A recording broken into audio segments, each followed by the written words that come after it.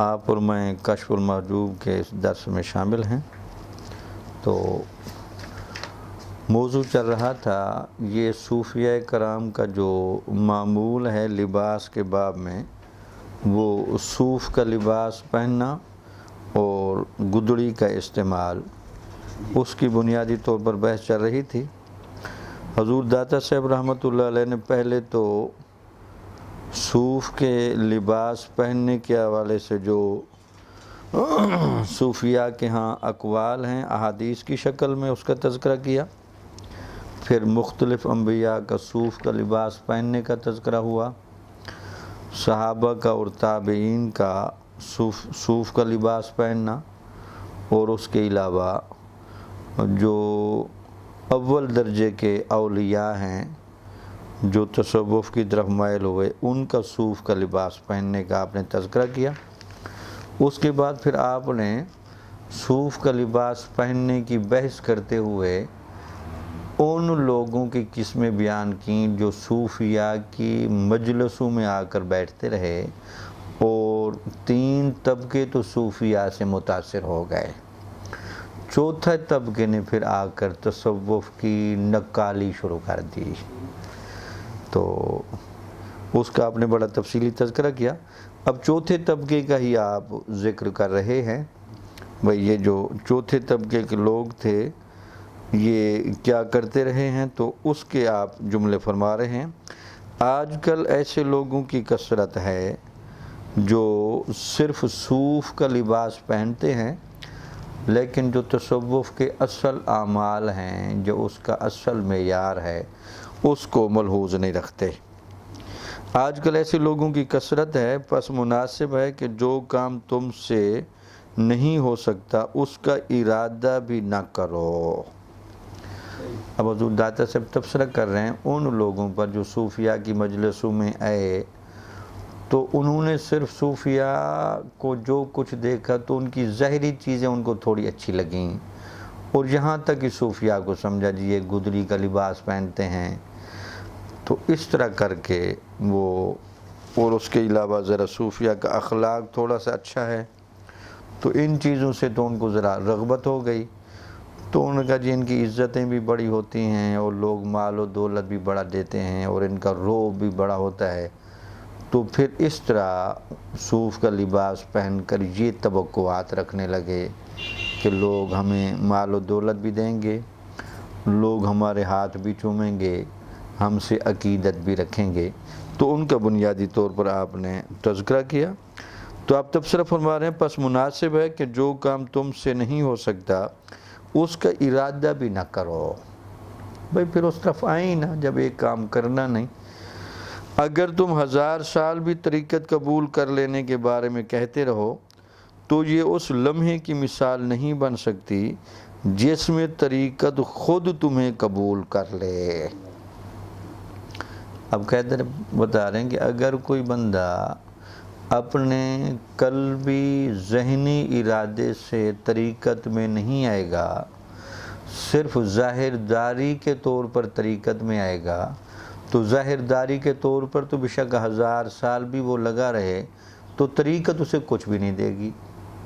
تو اصل کام تو ہے دل کے ساتھ اس کو قبول کرنا، تو پھر طریقت بھی اس بندے کو قبول کر لیتی ہے۔ تو اس کے بعد جملہ لکھتے ہیں جی، یہ صرف خرقہ پوشی کا کام نہیں، یہ تو آتش عشق میں جلنے کا نام ہے۔ اب داتا صاحب کو جملہ سن لیں، بھئی یہ جو لوگ سمجھتے رہے بھئی تصوف کی طرف آنے کے لیے صرف گدڑی پہننی پڑتی ہے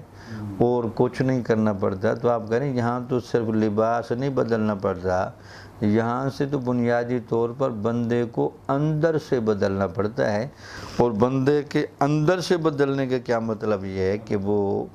جو بندہ اللہ تعالیٰ سے تعلق چاہتا ہے یا اللہ کے نبی سے تعلق چاہتا ہے یا دین کی حقیقت سمجھنا چاہتا ہے، تو یہ تو آتش عشق میں جلنے کا مقام ہے۔ تو جب بندہ ذہنی طور پر اور قلبی طور پر تیار نہیں ہوگا تو لباس سے تو کوئی فرق نہیں پڑتا۔ جو شخص طریقت سے آشنا ہوتا ہے اس کی امیرانہ قبا بھی درویشی کی عبا ہے۔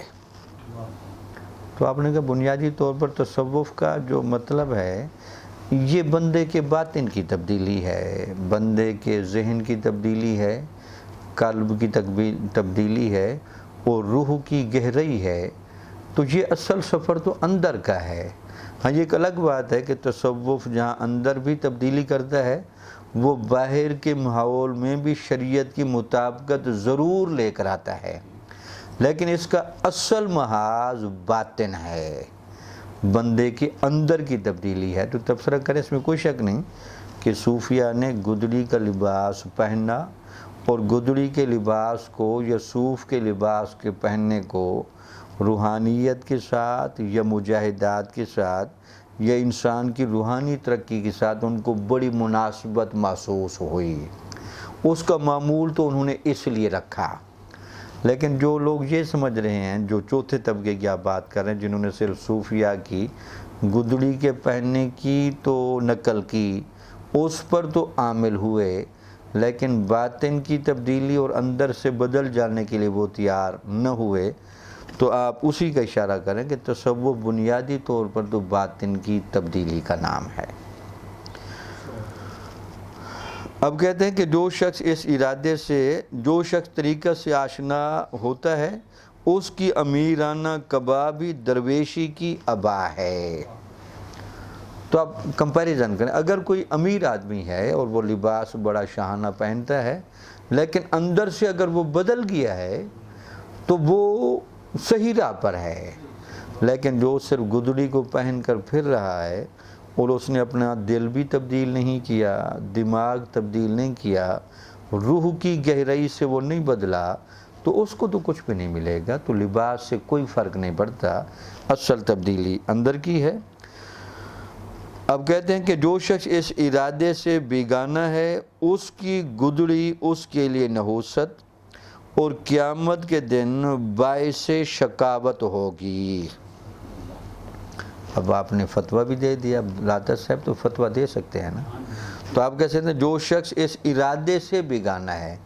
یعنی اندر سے تو وہ نہیں بدلنا چاہتا، اس نے صرف گدڑی پہننے کی نقالی تو کر لی ہے، تو اس کو شاید علم نہیں کہ تصوف تو اندر کی تبدیلی کا نام ہے۔ اگر اندر سے وہ نہیں بدلنا چاہتا، وہ صحیح معنی میں اندر جو انسان کی فطرت میں عشق الہی کی گہری کیفیت ہے وہ اگر اس کے اندر اجاگر نہیں ہو رہی، وہ اس میں نہیں جانا چاہتا، تو اس راہ سے بیگانہ رہنا چاہتا ہے، اس کی گدڑی اس کے لیے نحوست اور قیامت کے دن باعث شقاوت ہوگی۔ اب اس میں اشارہ ذرا داتا صاحب تو تصوف کی بنیادی طور پر بات کر رہے ہیں، تو اسی وجہ سے آپ نے دیکھا کہ ہمارے دینی معاملات میں کچھ علماء کا یا لوگوں کا رجحان صرف ظاہری تبدیلی پر ہوتا ہے،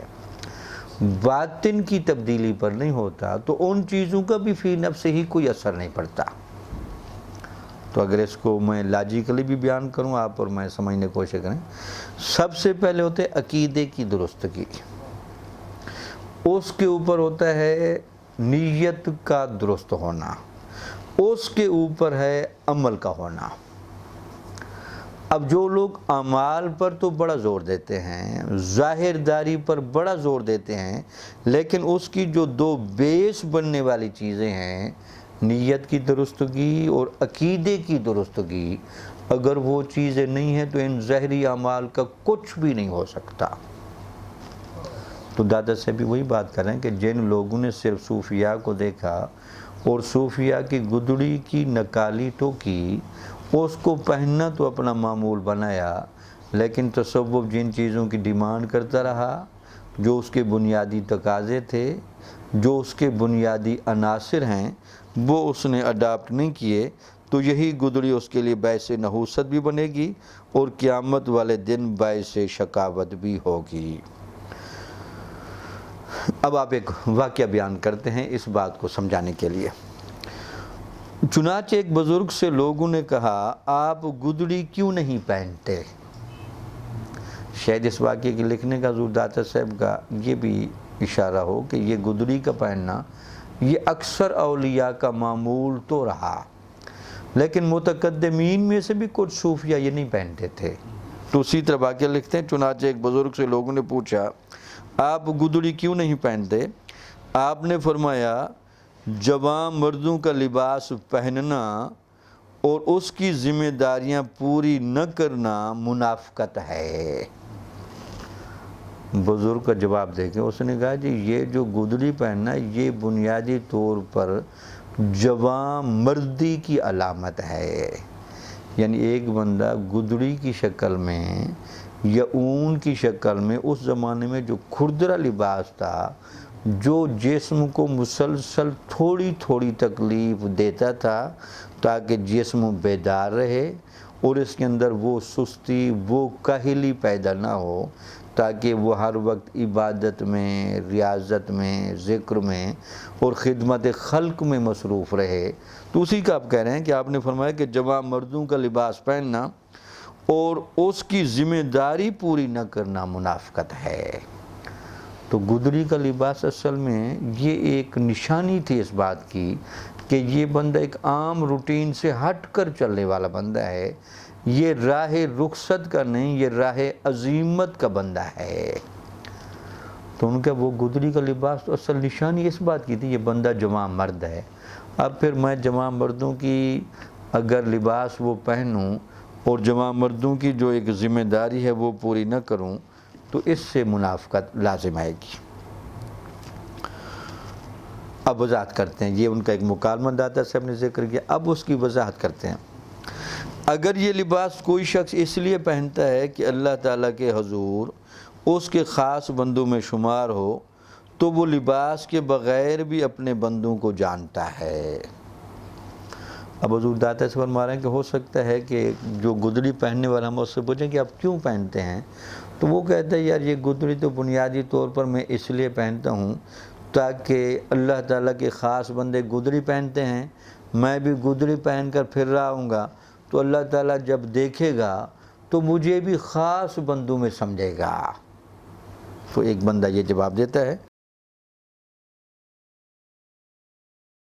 لباس کوئی شخص اس لیے پہنتا ہے کہ اللہ تعالیٰ کے حضور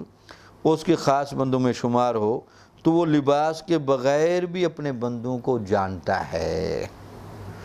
تو کہا جا سکتا ہے جی اللہ تعالیٰ تو لباسوں کو نہیں دیکھتا، تو اللہ تعالیٰ تو دلوں کو، نیتوں کو دیکھتا ہے۔ تو ظاہری لباس تو آپ جو بھی پہن کر آ جائیں تو اس سے تو کوئی فرق نہیں پڑتا۔ اگر اللہ کے لیے گدڑی پہنی ہے تو اللہ تعالیٰ کے لیے تو گدڑی پہننا نہ پہننا برابر ہے، وہاں تو دل کی بات اور اندر کی بات دیکھی جاتی۔ اور کہتے ہیں اگر اس لباس کا مقصد یہ ہے کہ مخلوق اسے ولی اللہ سمجھے، اس صورت میں اگر وہ واقعی ولی اللہ ہے تو یہ ریا ہے۔ اب داتا صاحب تبصرہ کر رہے ہیں، تو اگر کسی ولی سے ہم پوچھیں کہ آپ گدڑی کیوں پہنتے ہیں، تو اگر وہ کہتے جی میں ہوں تو ولی اللہ، تو اولیاء کرام کا یہ لباس ہے تو میں تو اس ذیل میں یا اس تناظر میں پہنتا ہوں۔ تو آپ کو پتہ ہے چونکہ تصوف میں ولایت کو چھپانا ضروری ہے، تو آپ تبصرہ کر رہے ہیں یہ تو پھر ریا ہو گیا، دکھلاوا ہو گیا کہ ایک بندے نے اپنی باطنی کیفیت کو جان بوجھ کر ظاہر کرنے کی کوشش کی، یہ ریا ہو گیا۔ پہلا تو تھا نا بھی اللہ تعالیٰ لباس کو نہیں دیکھتا، اللہ تعالیٰ تو نیتوں کو دیکھتا ہے۔ دوسرا آ گیا کہ اگر کوئی ولی اس لیے گدڑی پہنتا ہے کہ وہ واقعی ولی اللہ بھی ہے اور پھر اس گدڑی کے پہننے سے اولیاء ہونے کی ایک نشانی ہے تو وہ اپنا ولی ہونا ثابت کرتا ہے، یہ ریا میں آتا ہے۔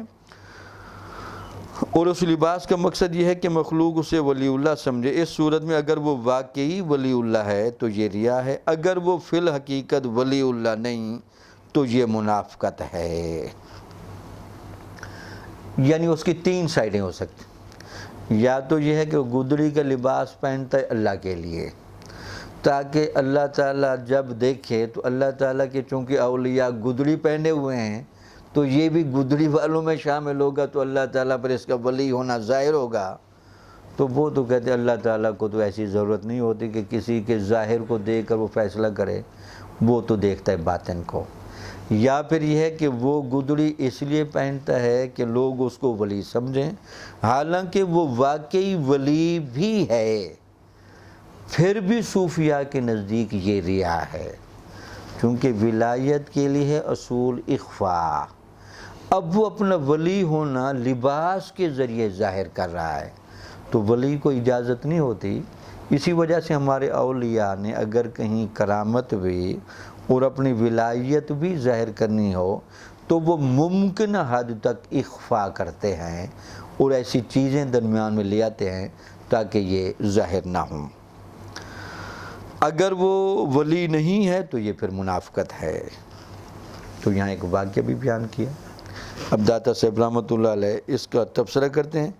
یہ راستہ انتہائی دشوار اور پر خطر ہے۔ یعنی اشارہ یہ ہے کہ یہ جو تصوف کا راستہ ہے یہ بڑا دشوار راستہ ہے، پر خطر راستہ ہے۔ پھر گدڑی کا پہننا اور گدڑی کے ان تمام تقاضوں کو بھی ملحوظ رکھنا، اور پھر چونکہ اندر ولایت بھی ہے، باہر سے صوف کا لباس پہنا ہوا ہے اور اس کی شہرت بھی ہے، تو اس میں دیکھا منافقت کا بھی خطرہ ہے، ریا کا خطرہ ہے۔ تو یہ چیزیں جب آ رہی ہیں تو آپ کہتے ہیں کہ یہ راستہ انتہائی دشوار اور پر خطر ہے۔ اہل حق اس سے بلند و بالا ہیں کہ ان کی معرفت اور شناخت کسی قسم کے کپڑوں سے کی جائے۔ اب آپ نے ذرا نشانی بھی بتائی کہ جو اولیاء اللہ ہیں وہ حقیقت میں یہ کوئی گدڑی پہننا یہ علامت ولایت نہیں ہے، یہ گدڑی پہننا کوئی ولایت کے لیے لازمی شرط نہیں ہے، یہ ایک معمول بہی جو ہو گیا، اسی معمول بہی کو اولیاء نے تسلسل دیا۔ تو اس لیے آپ واضح کر رہے ہیں کہ یہ کہے جی وہ گدڑی کا پہننا تو اولیاء کے لیے بڑا لازم تھا، تو فیصلہ تو کسی ولی کی ولایت کا اسی گدڑی کے پہننے کے عمل سے ہوگا اور اسی صوف کے لباس سے ہوگا۔ تو اس پر آپ نے جملہ فرمایا کہ اہل حق اس سے بلند و بالا ہے کہ ان کی معرفت اور شناخت کسی قسم کے کپڑوں سے کی جائے۔ اولیاء اس سے بلند ہیں، ہاں اولیاء کی، اسی لیے متاخرین نے جب دیکھا کہ گدڑی کے پہننے کے سے مسائل پیدا ہو رہے ہیں تو انہوں نے پھر اس لباس میں تبدیلی بھی کر دی اور گدڑی کے پہننے کو ذرا معمول سے ہٹا دیا۔ اب ایک قول لکھا ہے آپ نے،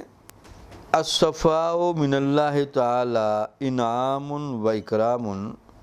والصوف من لباس الانعام۔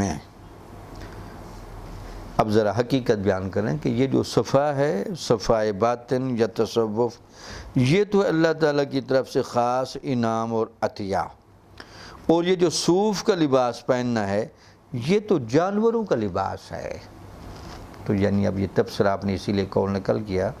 کہ چونکہ صوف کا لباس کی اگرچہ بحث چل رہی ہے، لیکن چونکہ داتا صاحب یہاں بنیادی طور پر کلام صوفیاء کی باطنی حالت کا کر رہے ہیں، تو وہ کہتے ہیں صوفیاء کا اصل تو ٹارگٹ ہے باطن کی صفائی پر فائز ہونا۔ تو باطن کی یہ جو صفائی کا مل جانا یہ تو اللہ تعالیٰ کی طرف سے خاص انعام و اکرام ہے۔ باقی رہے گا صوف کا لباس پہننا، یہ اولیاء پہنتے ہیں تو ٹھیک ہے، لیکن یہ تو بنیادی طور پر جانوروں کا لباس ہے۔ تو یہ جانوروں کے اوپر سے جو کھال اترتی تھی اور اس کے اوپر جو اون ہوتی تھی اسی کو بعض اوقات دباغ کر کے، دباغیت کے مراحل سے گزار کے، اور ان وہ جو بالوں سے وہ اون کا لباس بنایا جاتا۔ اب فرماتے ہیں جی لباس کی آراستگی ایک قسم کا ہیلہ ہے جسے یہ لوگ اس لیے اختیار کرتے ہیں تاکہ انہیں صوفیاء میں سے سمجھا جائے۔ اب یہاں بنیادی طور پر بات یہ بیان کر رہے ہیں کہ چلو اب داتا صاحب نے کی بات کرنے کے مختلف اینگل ہوتے ہیں۔ پہلی بات تو وہ یہ کہہ رہے تھے کہ صوفیاء نے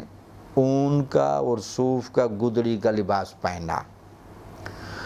اب پھر بات کر رہے ہیں کہ ویسے اون یا صوف کا لباس پہننا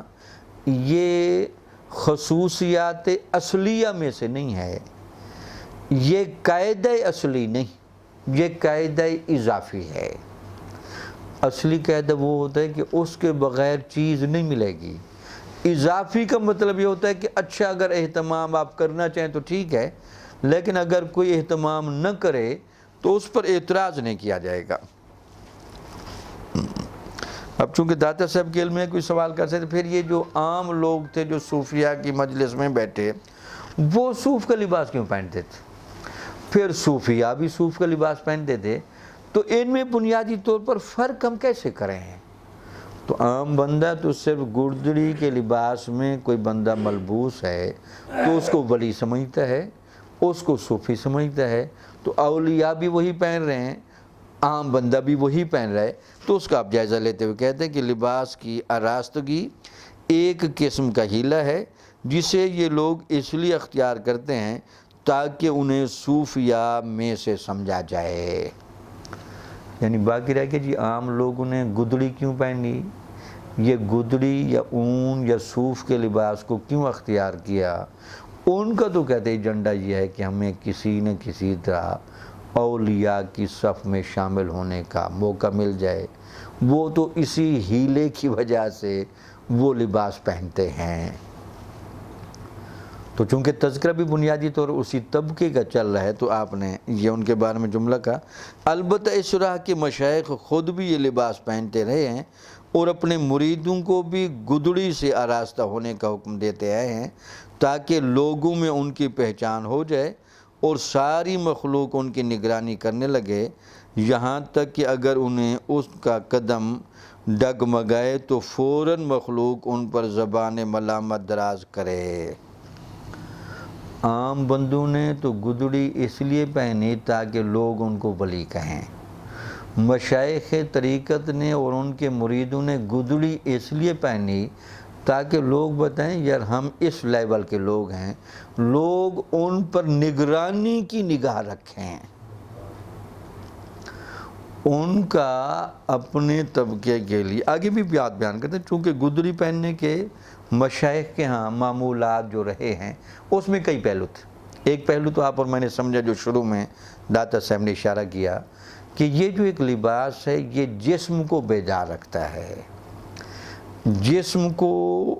بیدار رکھنے میں، اور وہ تھوڑی مجاہدے کی کیفیت پیدا کرتا ہے۔ تو ایک لباس جب جسم کو تھوڑا تھوڑا چبھتا رہتا ہے نا، اس سے پھر ایک روحانی ٹچ چلتا رہتا ہے، چونکہ جسم کی جو تکلیف ہے یہ بعض اوقات روحانی بیداری کا سبب بنتی ہے۔ تو ایک تو عام طور پر لگتا ہے کہ اس اعتبار سے صوفیاء نے اس کو اختیار کیا تاکہ یہ ایک لباس ایسا ہے کہ اس سے جسم کی بیداری اور مشقت اور محنت اور ہر وقت ایک مجاہدے کی کیفیت جاری رہے۔ اب دوسری جو وجہ بیان کرے، کچھ مشائخ نے یہ دیکھا کہ جب ہم نیک لوگوں کے بارے میں اور صوفیاء کے بارے میں یہ مشہور ہو گیا ہے کہ ہم گدڑی کا لباس پہنتے ہیں، تو اب لوگ گدڑی کا لباس پہننے کی وجہ سے ہم پر نگاہ ملامت رکھیں۔ دیکھتے نہیں ہے گدڑی کا لباس پہننا ہے اور اعمال دیکھے ہیں، گدڑی کا لباس پہننا ہے لالچ دیکھی ہے، گدڑی کا لباس پہنتا ہے کھاتے ہوئے دیکھا ہے، گدڑی کا لباس پہننا ہے ان کی فلاں چیز دیکھی ہے۔ تو انہوں نے تو گدڑی کا لباس کو پہننے کا اس لیے بتایا۔ اب ذرا بات سمجھانا، اسی وجہ سے آپ نے دیکھا بعض اوقات یہ جو داڑھی ہے یہ بعض اوقات کچھ گناہوں سے بچانے کا سبب بھی بن جاتی ہے۔ تو بعض اوقات لوگ کہتے ہیں یار داڑھی رکھ کر آپ کی یہ حالت ہے تو بغیر داڑھی والا بندہ کدھر جائے گا؟ تو اس کا مطلب یہ اگرچہ یہ تبصرہ کرنا علماء کے نزدیک تو شاید باعث تنقیص ہو، جی آپ داڑھی کی انسلٹ کر رہے ہیں، تو وہ بندے اصل میں داڑھی کی انسلٹ نہیں کر رہے ہوتے، وہ بنیادی طور پر بات کر رہے ہوتے ہیں جناب داڑھی والے بندے کو کم از کم اس طرح کے افعال یا بد اخلاقیاں یہ زیب نہیں دیتی۔ تو اس کا مطلب کہ یہ داڑھی بعض اوقات بہت سارے گناہوں سے بچاتی ہے۔ تو صوفیہ بھی یہی کہتے ہیں یار گدڑی کی وجہ سے چونکہ تاثر عام ہو گیا تھا کہ یہ گدڑی اپنا حضرت اویس کرنی نے پہنی، حسن بصری نے پہنی، صحابہ کرام نے پہنی، انبیاء نے پہنی، تو ایک نیک لوگوں کا جب شعار بنا اور لباس کے طور پر مشہور ہوئی تو لوگ کہتے تھے جناب یا تو گدڑی پہننا چھوڑیں یا پھر کم از کم گدڑی پہننے والے جس تقوی پر، طہارت پر اور اس پر فائز رہے ہیں، تو کم از کم آپ اس لیول میں تو پھر آئے ہیں۔ تو صوفیاء نے تو عام طور پر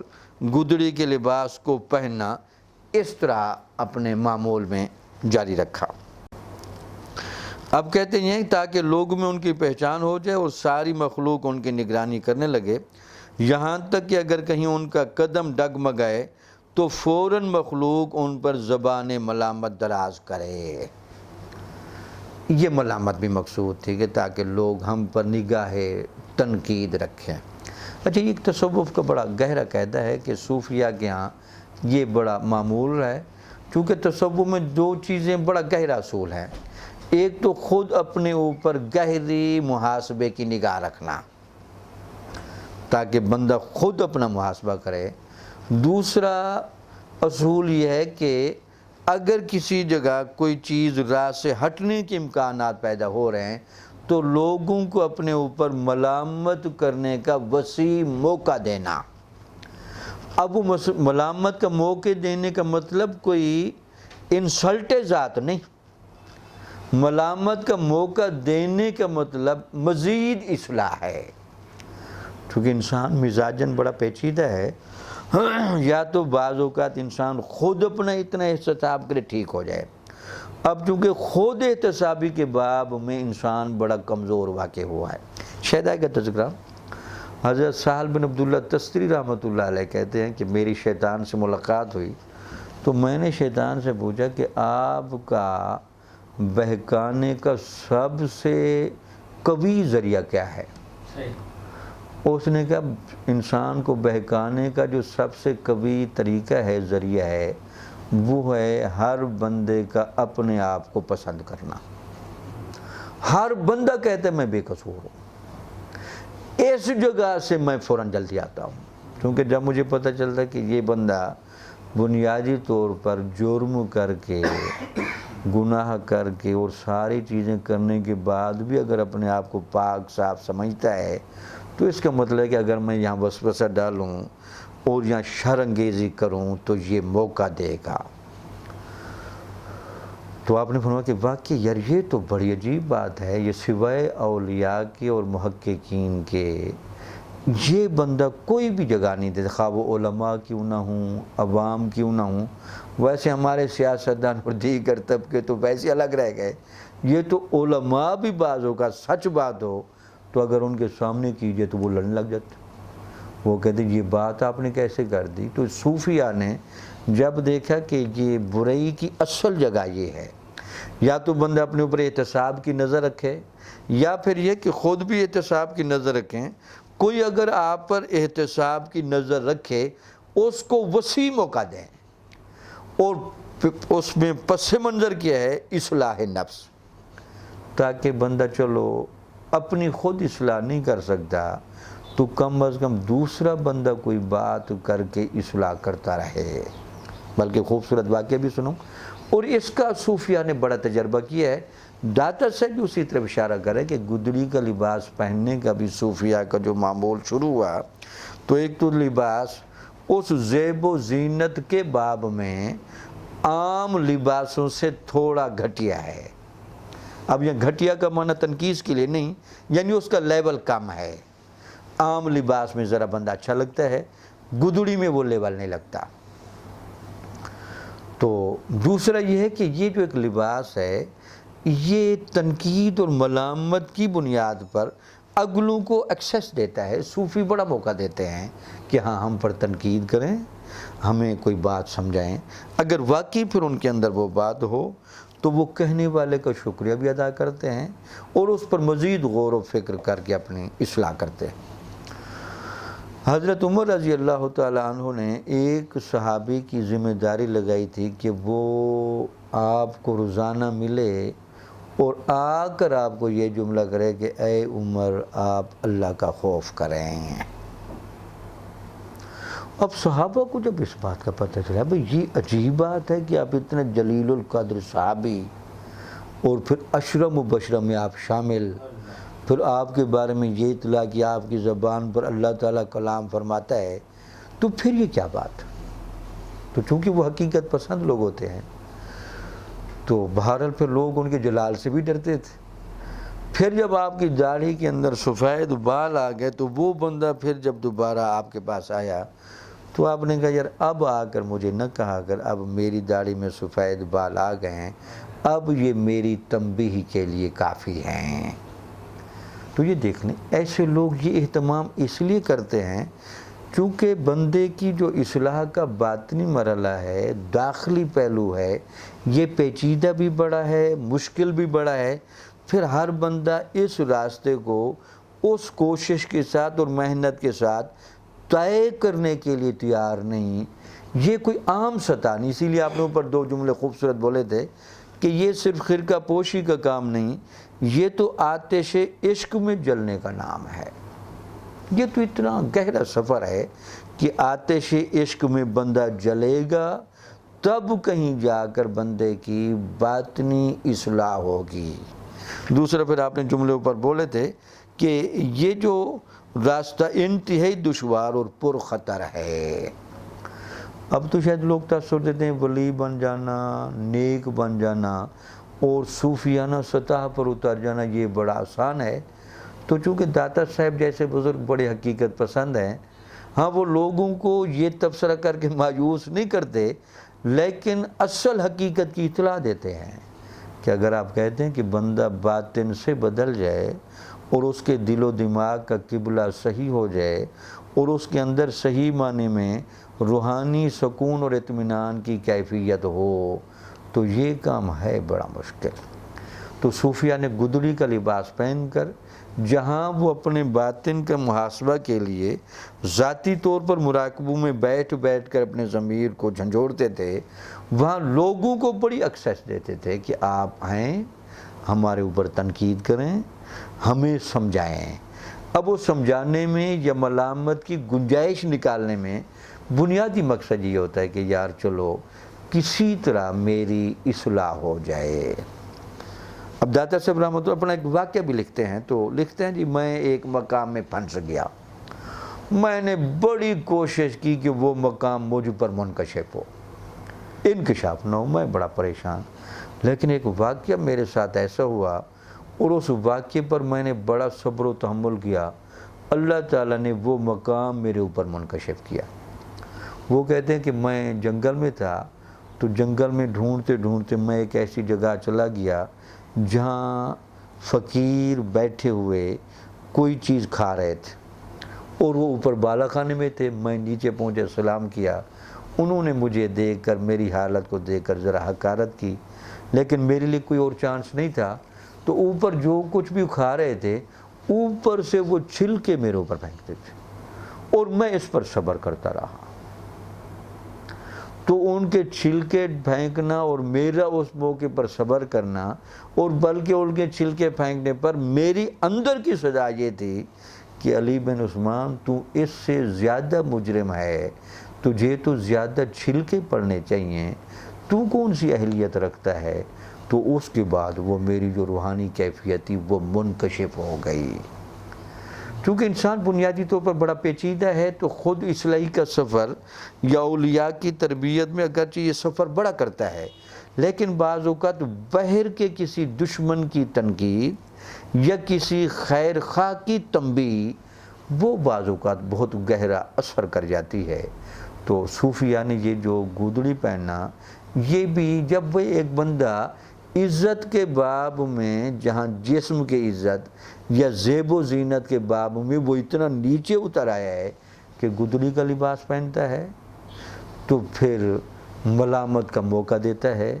اس پر جتنی بھی تنقید کی جائے اس تنقید کو محسوس نہیں بلکہ اس تنقید کو اپنی اصلاح کا ذریعہ سمجھتا ہے۔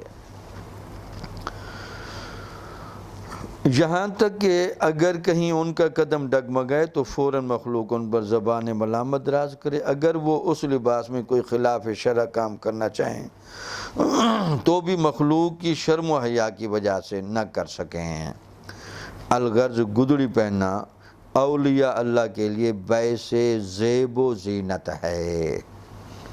یعنی انہوں نے یہ دیکھا یار گدڑیاں پہننی ہیں تھوڑا سا لباس کے باب میں ہم عام لوگوں کی سطح سے نیچے اترے ہیں. لوگوں نے بڑی ملامت کی، بڑی تنقید کی. لوگوں کی یہ ملامت و تنقید ہمارے لیے ہم روحانی ترقی کا باعث بن گئی، اصلاح کا باعث بن گئی. تو یہاں زیب و زینت کا لفظ جو داتا صاحب نے بولا کہ گدڑی پہننا اولیاء کے لیے روحانی زیب و زینت کا باعث بن گیا. ظاہری طور پر گدڑی میں رہے، لیکن گدڑی کی وجہ سے لوگوں نے تنقیدیں کی، لوگوں نے اعتراضات کیے، تو وہ ان کی روحانی مقامات اس طرح بڑھتے چلے گئے، تو یہ ان کو زیب و زینت حاصل ہوئی. اچھا، مناسب ہے کہ ایک واقعہ شاید میں سنا بھی چکا ہوں لیکن بہت خوبصورت. حضرت ابراہیم بن ادم رحمۃ اللہ علیہ سے کسی نے پوچھا کہ آپ نے زندگی میں بڑی روحانی کیفیتیں فیل کی ہوں گی، تو کوئی ایسی بات بتائیں جہاں روحانی کیفیت اپنی انتہا کو چھو گئی ہو. تو وہ پھر واقعہ بیان کرتے ہیں کہ ایک دفعہ میں کشتی میں سوار ہوا، تو کشتی میں کسی بندے نے شرارت کی اور اس کے پاس مال و دولت تھا. وہ مال و دولت اس نے جان بوجھ کر پانی میں ڈال دیا اور الزام میرے اوپر لگا دیا. میری تلاشی لی گئی، میرے پاس کچھ بھی نہیں تھا. میں بھی راز نہیں فاش کرنا چاہتا تھا. جب زیادہ شور شرابہ اٹھا تو پھر میں نے پانی کو آرڈر دیا. وہاں سے وہ سارا مال نکل آئے. بھئی یہ اس نے پانی میں ڈالا ہے اور حالت اس کی یہ ہے. لیکن اس کے ملامت کرنے کو، تنقید کرنے کو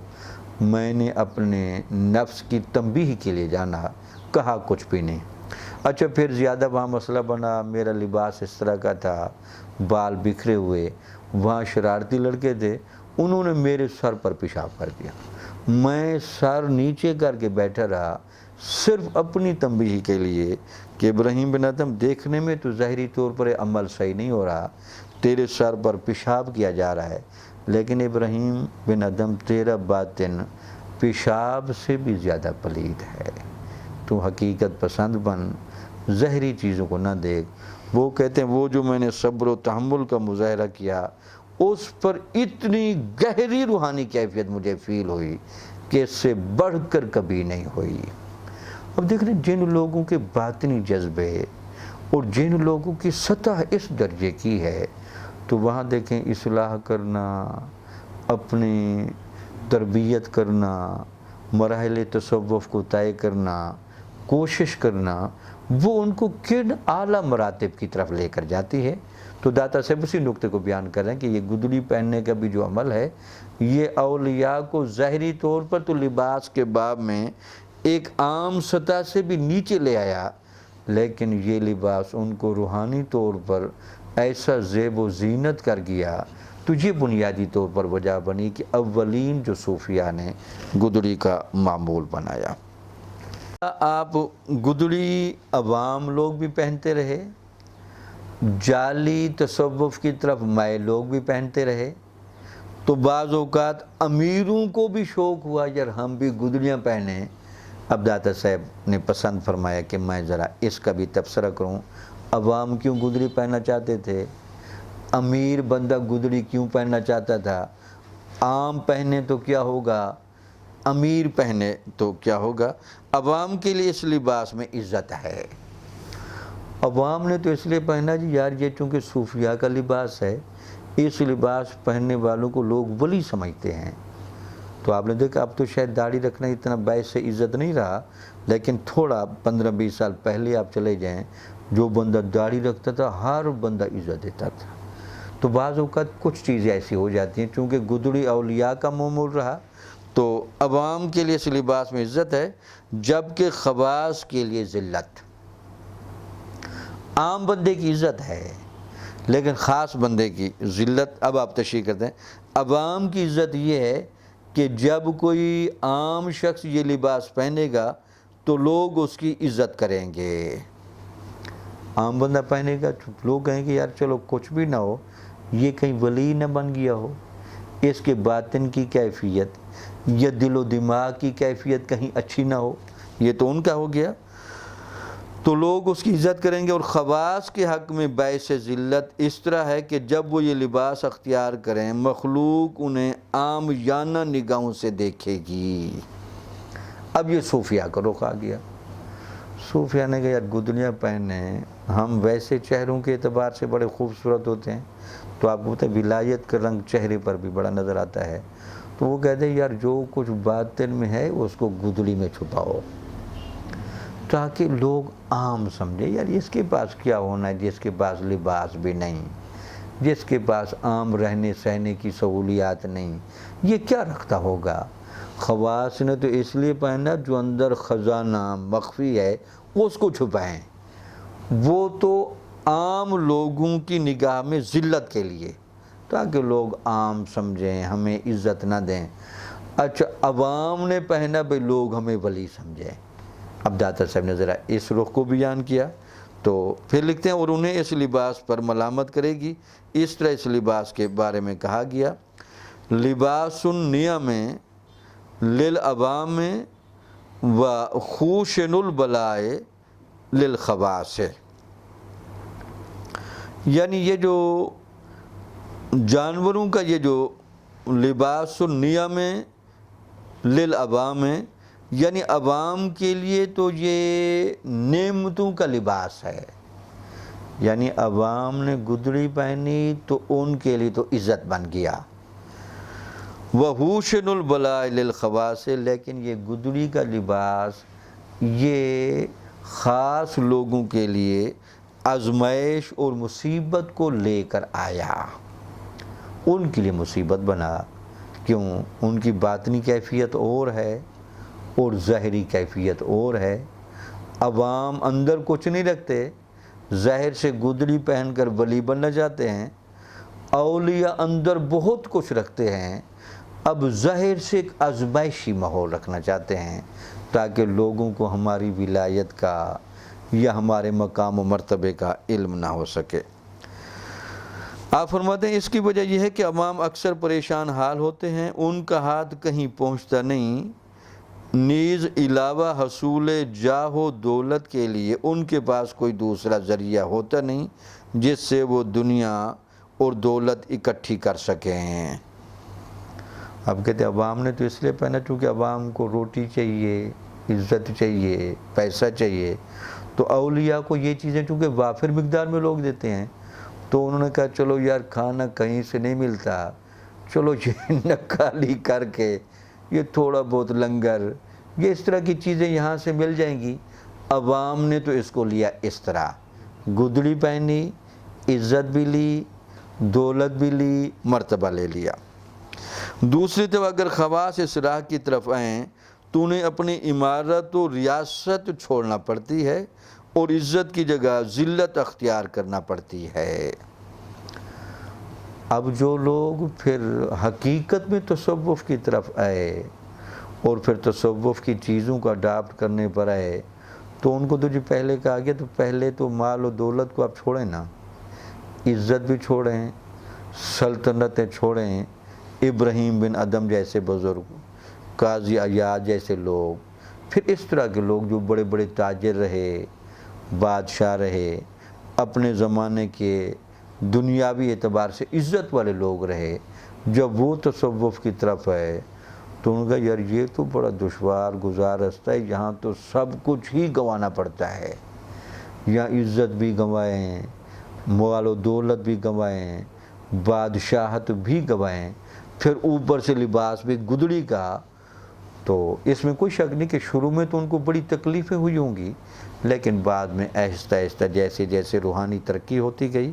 اور ان کی تربیت ہوتی گئی اور ان کی اصلاح ہوتی گئی تو ظاہری اعتبار سے ذلت ہوئی، باطن کے اعتبار سے خوشی ہوئی۔ تو گویا کہ یہاں ذلت کا لفظ وہ ظاہری طور پر، تو ظاہری طور پر ذلت کی طرف آنا پڑا، لیکن باطنی طور پر عزت ہے یہاں۔ اسی طرح آپ نے یہاں تقابل کیا ان دونوں گروہوں کا۔ چنانچہ خواص کے حق میں جو چیز مصیبت ہے، عوام کے حق میں وہی چیز نعمت ہے۔ تو یہاں ایک قاعدہ پھر داتا صاحب کا ایک بڑا سلوک یہ ہے کہ آپ پھر قاعدہ بھی بنا دیتے، آپ نے کہا سیدھی سی بات ہے، جیسے عوام خوش ہونا اس میں کچھ بھی نہیں ہوتا، جس میں خواص کو مصیبت ملے اس میں بہت کچھ ہوتا ہے۔ تو اس کا مطلب یہ ایک مجاہدے کی طرف بھی اشارہ ہے، ریاضت کی طرف بھی اشارہ ہے۔ تو گدڑی میں چونکہ خواص کو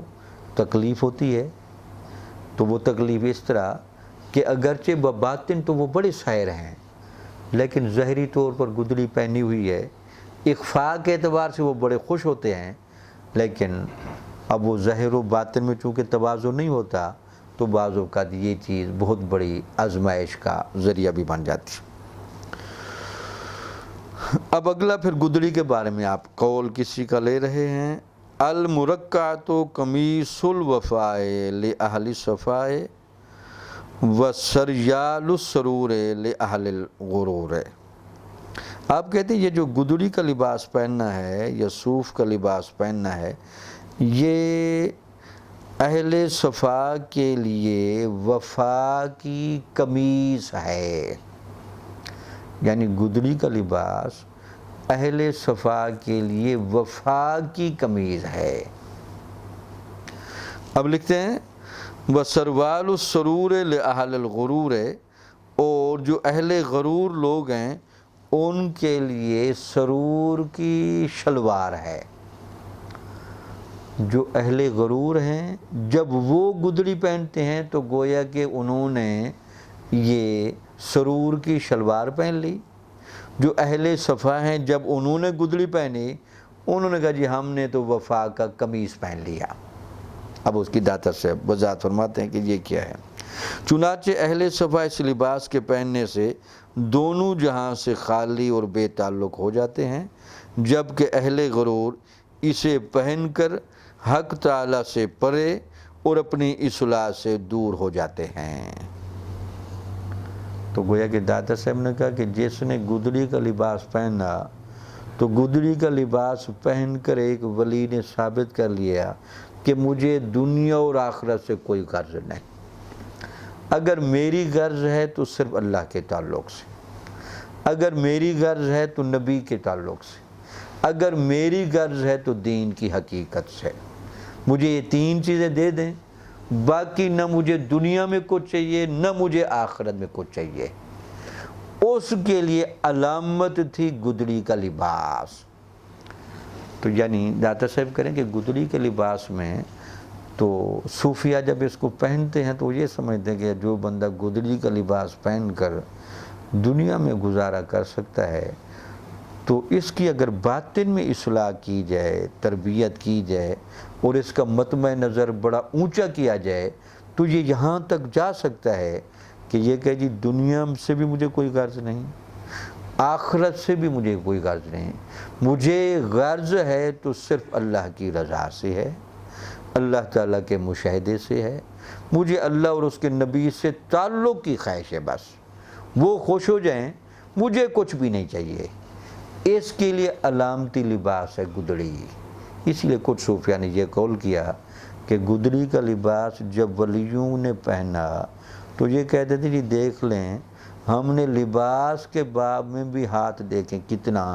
کھول دیے ہیں، ہمیں عزت نہیں چاہیے، دنیا ہمیں نہیں چاہیے، آخرت کی نعمتیں دے کر بھی ہمیں نہ بلائیں، حور دیں گے، قصور دیں گے، شراب طہور دیں گے، ہمیں کچھ نہیں چاہیے۔ ہمیں اللہ کی زیارت، اللہ سے تعلق، اللہ کا مشاہدہ، گہرا ربط الہی، نبی کی زیارت، نبی کی صحبت، دین پر صحیح طریقے سے عمل، یہ دے دیں، باقی ساری چیزیں لے لیں۔ اس کے لیے سمبل کے طور پر گودڑی پہنائی جاتی تھی۔ اب ہو سکتا ہے یہ بعض صوفیہ کا یہ معمول ہوتا تھا کہ وہ آنے والے ہر مرید کو گودڑی پہناتے تھے، کچھ خلافت دیتے ہوئے گودڑی پہناتے تھے۔ جب وہ دیکھتے تھے کہ نہیں یہ آیت تو ہمارے پاس تصوف کے لیے تھا، اب اس کو ہم نے اتنی ریاضت بھی کرائی ہے، مجاہدہ کرایا ہے، محنت کرائی ہے، اب اس کے اندر صحیح معنی میں للہیت اور صحیح معنی میں نبی کی محبت، صحیح معنی میں دین کی محبت راسخ ہو گئی ہے، اب وہ ولایت کا بوجھ اٹھا بھی سکتا ہے اور ولایت کے فیض کو آگے چلا بھی سکتا ہے، تو وہ اس موقع پر گدڑی بھی پہناتے تھے اور ساتھ اس کو خلافت کا وہ ایک سرٹیفکیٹ بھی جاری لے لیتے۔ تو اس کا داتا صاحب اشارہ کریں، بنیادی طور پر گدڑی تو تھی اس لیے، یہ ایک سمبل تھا کہ ایک بندہ جو اپنے جسم کے باب میں زیب و زینت کی جگہ پر اپنے آپ کو یہ سطح دے سکتا ہے، تو اس کا مطلب ہے کہ اس بندے میں لالچ و حرص و طمع، دنیا آخرت کی نعمت، یہ اس لیول سے اونچا آدمی ہے۔ تو آپ نے فرمایا کہ یہ تو اہل صبا اس لباس کے پہننے سے دونوں جہاں سے خالی اور بے تعلق ہو جاتے ہیں، جبکہ اہل غرور اسے پہن کر حق تعالیٰ سے پرے اور اپنی اصلاح سے دور ہو جاتے ہیں۔ اہل غرور نے گدڑی تو پہنی اپنے آپ کو صف اولیاء میں شامل کرنے کے لیے، لیکن داتا صاحب نے کہا وہ باطنی طور پر تو ویسے شامل نہیں تھے۔ جب انہوں نے یہ کام کیا تو اللہ تعالیٰ نے مزید ناراضگی کی، پہلے تم 2 نمبر آدمی ہو، اس لائن پر نہیں ہو، پھر اپنے آپ کو بزرگ بنانے کے لیے تم نے گدڑی بھی پہن لی تاکہ لوگ تمہیں مال و دولت بھی دیں اور اولیاء والی عزت بھی دیں۔ تو یہ چیز ان کو دین سے دور لے گئی اور ان کی تباہی کا باعث بنی۔ القصہ گدڑی سب کے لیے صلاحیت، نجات اور حصول مقصد کا سبب ہے، یعنی گدڑی دونوں کے کام کر رہی ہے۔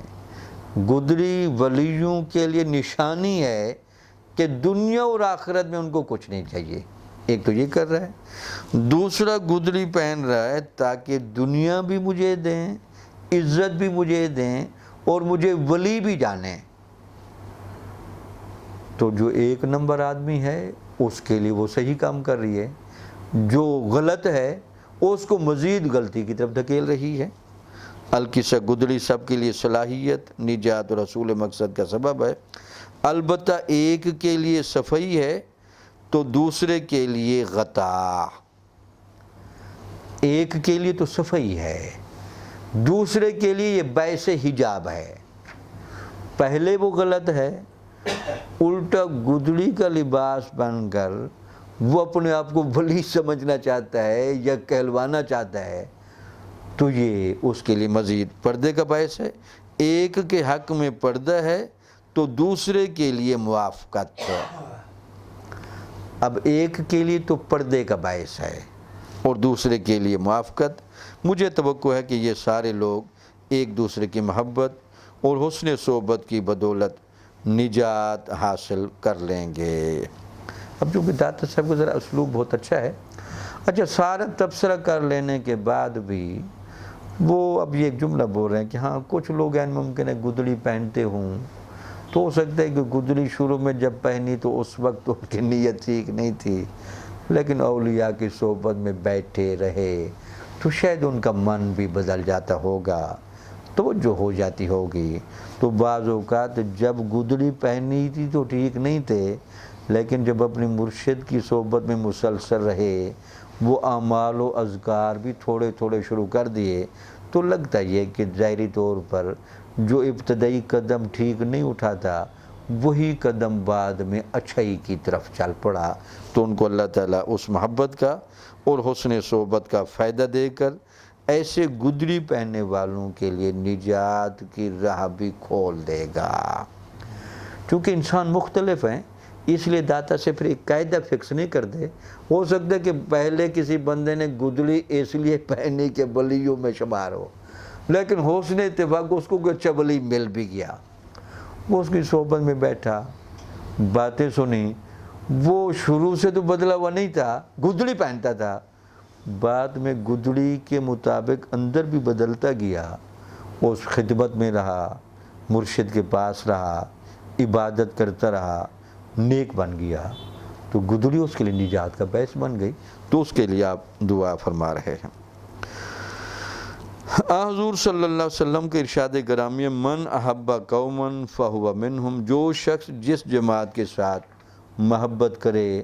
قیامت کے دن وہ اسی کے ساتھ ہوگا۔ اب یہاں اشارہ آپ کے اس طرف بھی ہے کہ ہو سکتا ہے کچھ لوگ گدڑی پہنتے تھے صرف اولیاء کی نکالی کی خاطر،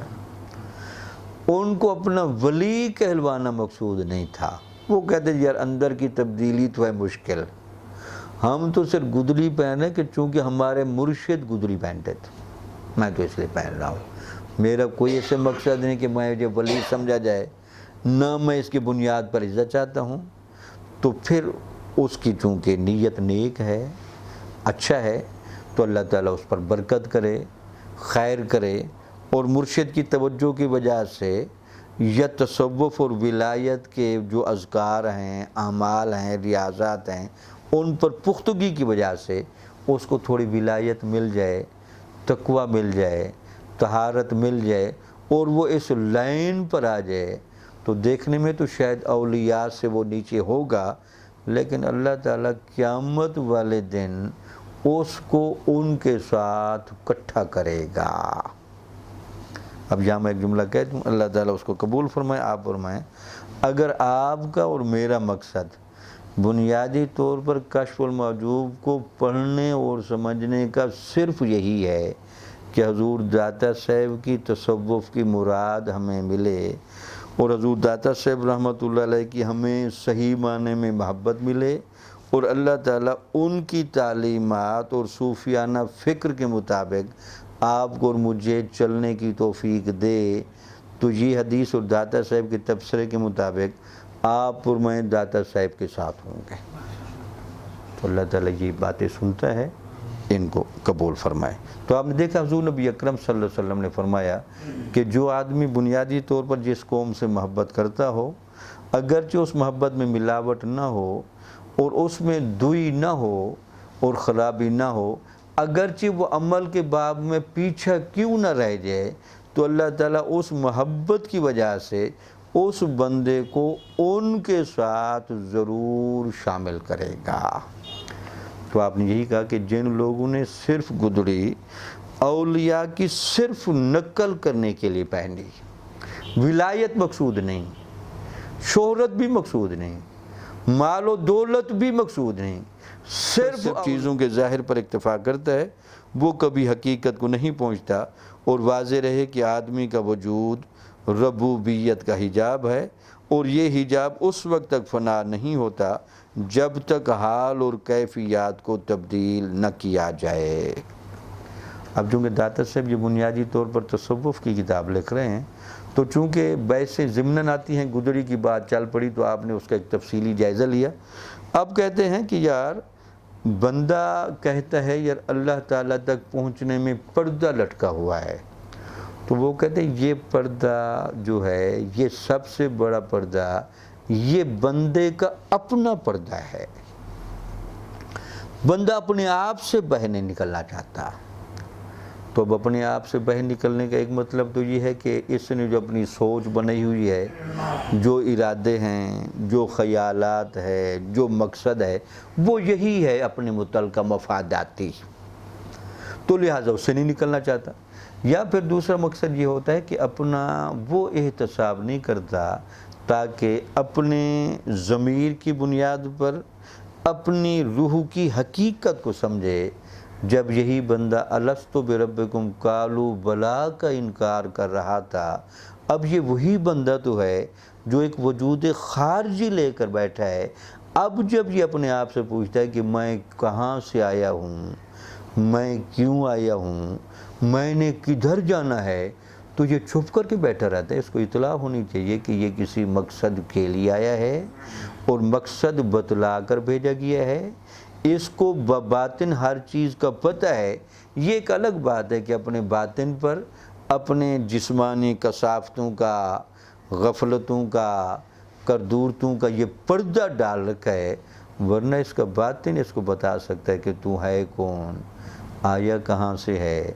جانا کہاں ہے، تیرا بنیادی مقصد کیا ہے۔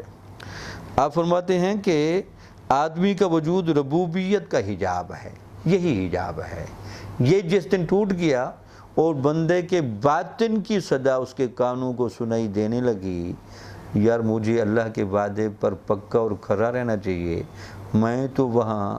الستو بربکم قالوا بلا میں بلا کہہ کر آیا تھا کہ ہاں تو ہمارا رب ہے۔ تو اب جب رب کے احکامات آ گئے، شریعت آ گئی،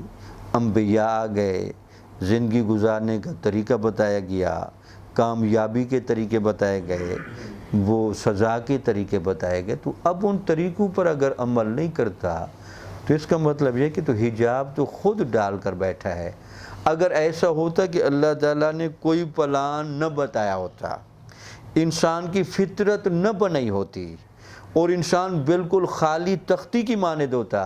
پھر تو انسان کہہ سکتا تھا جی مجھ پر حساب کتاب کے بھی بڑے معیار رکھے ہیں، مجھے سزائیں بھی دی جائیں گی، میرے لیے دوزخ بھی بنا کے رکھی ہے، دنیا میں الجھاؤ ہیں۔ تو اللہ تعالیٰ کی طرف سے جواب دیتا ہے کہ جو سامان تجھے دے کر بھیجا ہے، اگر تو اپنے دیے ہوئے سامان کی حفاظت رکھتا، تیرے پاس وافر اسلحہ بھی تھا، زاد راہ بھی تھا، ضمیر بھی تھا، شعور بھی تھا، اب اگر اپنی دی ہوئی میری نعمتیں تو خود گنوا دے، ضائع کر دے، تو اس کا ذمہ دار میں نہیں، اس کا ذمہ دار تو ہے۔ تو اسی پر حضور داتا صاحب تبصرہ کر رہے ہیں کہ آدمی کا وجود ربوبیت کا حجاب ہے، اور یہ حجاب اس وقت تک فنا نہیں ہوتا جب تک حال اور کیفیت کو تبدیل نہ کیا جائے۔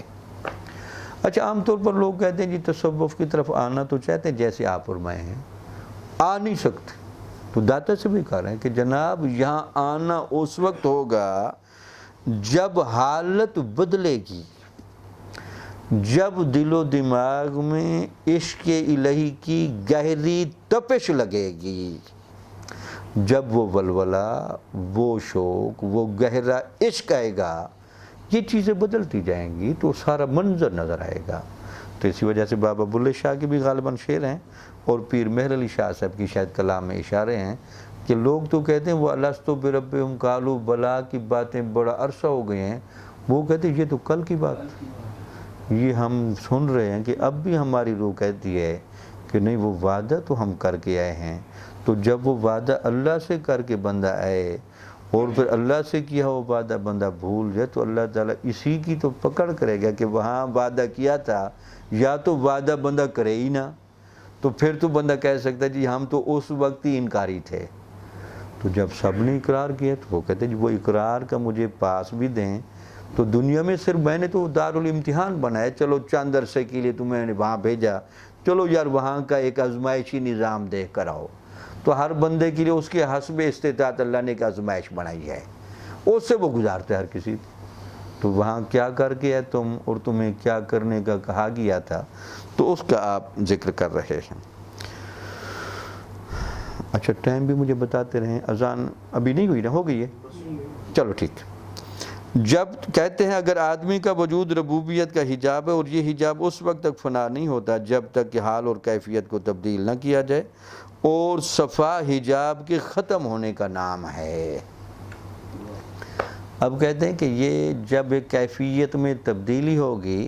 اور دل و دماغ کا جو برتن ہے وہ برے خیالات اور برے ارادوں اور بری تمناؤں سے جس دن خالی ہو گیا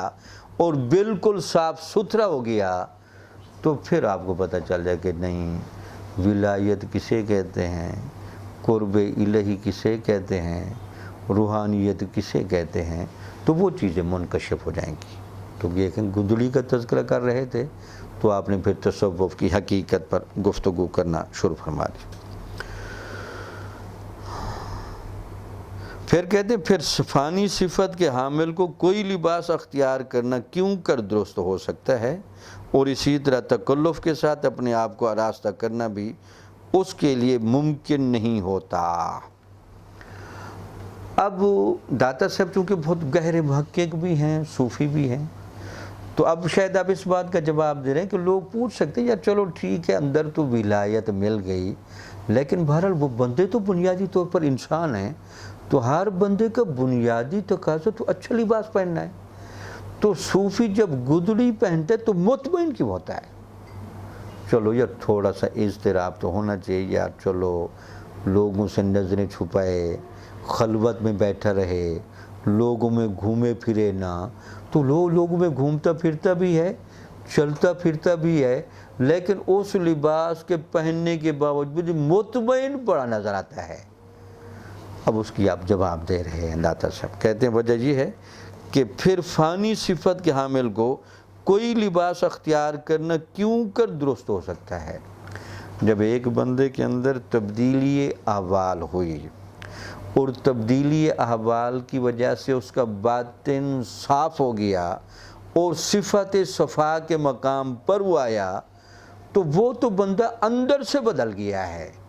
اس کی عزت اور معیار کے پیمانے دنیا بھی نہیں۔ تو آپ کہیں جی وہ گدلی پہننے، اچھا لباس پہننے، اس کے لیے تو ہر لباس ہی ایک طرح کا ہے۔ اس کو گدلی پہنا لیں، اس کو قیمتی لباس پہنا لیں، اس کو عام لباس پہنیں۔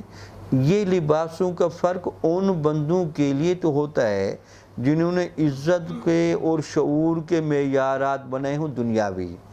جس بندے نے اپنے باطن کو بدلا اور صفا کے مقام پر آیا، اور صفا کے مقام پر جب آیا وہ فانی و صفت ہوا، وہ تو چاہتا وہی ہے جو اللہ چاہتا ہے۔ تو جب ایک بندے نے اپنی چاہت اللہ کی چاہت میں، یا ایک بندے نے اپنی چاہت نبی کی چاہت میں، یا ایک بندے نے اپنی چاہت دین کی چاہت میں گم کر دی ہے، اب اس کو کہیں جی لوگوں کی نظروں میں یا فلاں کے نزدیک، وہ کہتے ہیں میں اس کو نہیں مانتا۔ ہاں اللہ کے نزدیک کہتے ہیں، رسول کے نزدیک بتائیں، دین کے نزدیک بتائیں، ہاں گدلی صاف رکھوں گا، وہ نجاست والی نہیں ہوگی۔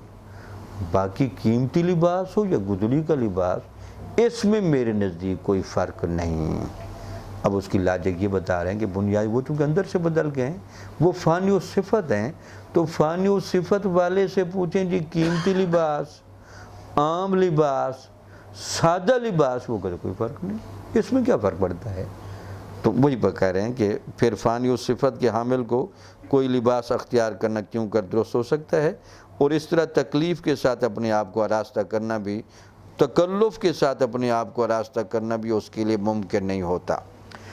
وہ تکلف بھی نہیں کرتا، تصنع نہیں کرتا، بناوٹ نہیں کرتا، چونکہ تصنع اور بناوٹ تب ہوتی ہے جب اندر کچھ اور ہو، باہر کچھ اور ہو۔ جب ظاہر و باطن ایک جیسا ہو تو وہاں تصنع اور بناوٹ نہیں ہوتی، تو وہاں چیزوں میں یکسانیت ہوتی ہے، ہم آہنگی ہوتی ہے۔